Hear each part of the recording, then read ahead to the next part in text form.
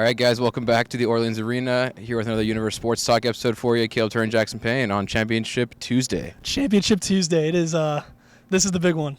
This is what we've all been waiting for. This is what the team bet on at the start of the year. I mean, it's here. It's gonna be nuts. Seriously, and it's a great matchup. Exactly what everyone wants. All the hype. Gonzaga, BYU. The third time they've met this year.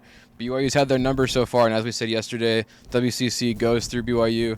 There was a little bit in peril yesterday with that Portland game. I think Jackson and I are both getting a little bit nervous after recording yesterday's podcast, feeling like things were pretty comfortable. BYU, even though BYU had lost to Portland, felt like they were in a spot where they could cruise the championship. That was not exactly the case. Got an early test, and I think in the long run that's probably better off that they did get that early test coming into a game like this. And this is the conference tournament. Yeah. They've had the target on their back the whole year. They've just bulldozed every conference opponent they've had. Yesterday was their only single-digit margin of any conference game this year. Obviously, they lost to Portland earlier in the season, and that was by 11 points. Yeah. So yesterday's 7-point margin, the only single-digit margin that they've had. If this is championship week, this is the tournament. It's got to be earned. Certainly. They want to really earn this one because you got to go through Gonzaga, the second-best team, for a third time. And Gonzaga, in that first time up in Spokane, I mean, they played extremely well against BYU in the first half. They were up by 15. BYU obviously came back, won by 12, and then beat them by 24 in Provo. So Gonzaga's no slouch, clearly, and it's going to be really interesting. It's really hard to beat a team 3 times. We've talked about that. Yeah. It's extremely hard to beat the same team 3 times in the same season.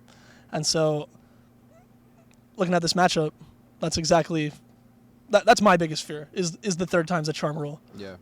Does Gonzaga have BYU figured out? And they didn't last time. Exactly right. They've had a couple chances already. I think we saw yesterday, the best shot at beating this BYU team, which is with size, right? Portland had that 6'6" forward down there, 8 blocks, and really took advantage of the fact that BYU really doesn't have a ton of size other than Sarah Hampton, who played some meaningful minutes yesterday, struggled here and there, especially on offense. Yeah, Gustin too. And Gustin, she's a little undersized at her position. I think is the issue. Yeah, she had 10 boards yesterday.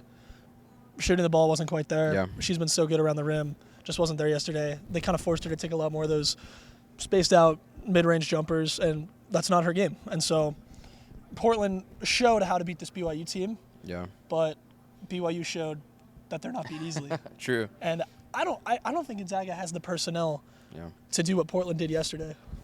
And I think just from like a rivalry standpoint, right? We've talked about in those first 2 matchups against Gonzaga, Coach Judkins and the players made it very clear. Gonzaga, the Gonzaga game means something more to BYU with that rivalry, especially with what happened last year on this very court, in this very game, in the championship game in the WCC tournament last year, BYU losing. And I think, those first 2 regular season games were a big deal, but you got to think that there's a little bit of added meaning to a game on the same floor in the same title game that they lost in dramatic fashion last year. This is what they wanted. I mean, yeah. I bet, obviously, San Francisco would be a better matchup to play, but that this team wanted Gonzaga. Yeah. This team is too good to not want Gonzaga. It's like we want Bama, except BYU is Bama because they just bulldoze opponents. And you look at Gonzaga's last 17 games, they're 15-2, and the only 2 losses are to BYU. So, Gonzaga's hungry as well. This is an extremely exciting matchup. Yeah, and Gonzaga, you mentioned USF, how that probably would have been a more favorable matchup for BYU in this title game. Gonzaga ended up beating them by double digits yesterday in that semifinal game. BYU had a bit of a tougher time. But, I don't think we're talking enough about BYU's defense, holding Portland to 52 points. The job that Tegan Graham did, her defensive rating, putting up the stat line that she did with a couple blocks, and just overall, limiting that Portland team. I think we can see the same thing against Gonzaga today. The defense wins championships, as Judkins said yesterday. And that's what they bought into at the beginning of the year. It's going to pay off today. Tegan Graham played extremely well on defense. Shaylee had a nice game on defense. The defense stepped up, but more importantly, Shaylee kept talking about after during postgame about composure and how Portland threw that matchup zone at them, and they never faced that this year. The press just was killing BYU, and they didn't let it fluster them. They shook it off. They just kept doing what they were doing, and ultimately they figured it out. Composure. This BYU team is so experienced. They got 5th-year, 6-year seniors even, and they're so experienced. They've been here so many times. I was here 3 years ago, and Shaylee was here, Maria was here, Paisley was here, Sarah was here. Like this, Kaylee was here. All these same players were on this court, and they beat Gonzaga, and that was their third time beating Gonzaga this year, that season, and it was as an underdog. They were the underdog every time they played Gonzaga. They weren't even big bad BYU.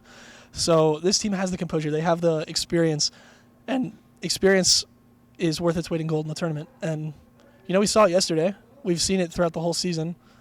But this matchup could not be more exciting. This could not be a better way to finish off the dream season heading into March Madness. And, we didn't get a chance to mention this on yesterday's podcast, but the team is up to number 15 in the AP poll, which is huge, and with a chance today to really cement that spot in the top 16 teams in the nation, which would hopefully mean a 4 seed in the NCAA tournament and get to host a couple games. That would be unreal. I mean, you see what BYU fans did in their last home game on senior night against this Gonzaga team. Yeah. That was one of the coolest sporting events that I've ever been to. Just the way that fans absolutely packed the Marriott Center, and it felt like a playoff atmosphere.